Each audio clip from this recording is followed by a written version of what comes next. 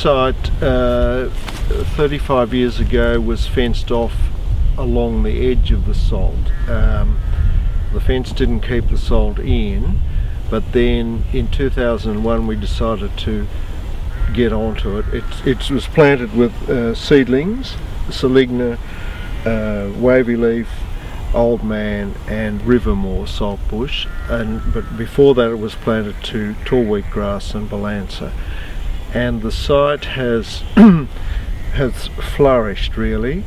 The bushes have selected their spots. The saltbush has dropped out in places and the tall wheatgrass has taken over in other places, and that's fine. It finds its own niche. It has, in the testing for the deferred grazing, run 8 DSE. It was previously a site that would run no stock. Sheep would starve in here, however few you'd put. So it's in the bottom of the landscape. It was an active site, active in that it was expanding dramatically, and concerned us greatly. But now we do have lucerne on both sides of it and some other perennial pastures, but our plan is to work further on that. Have you got anything? It provides shelter now, so it's quite cold and windy today, but we're sheltered, so when the sheep are here they're sheltered, which makes for better sheep. Use it in deferred grazing, obviously. We've put a lot of sheep in here at the break of the season.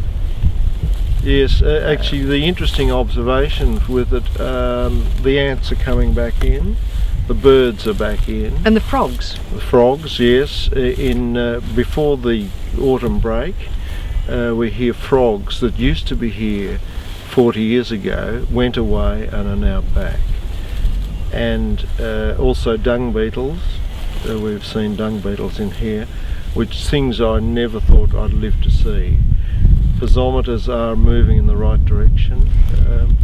Yeah, it's a very pleasing site. I suppose this is the one that gave us encouragement to press on. And again, the sanity saver, instead of looking at bare ground, you're looking at this. It was a most unattractive site. But yes, I think it is very exciting. As I said, this is more interesting than growing wheat. Growing this stuff.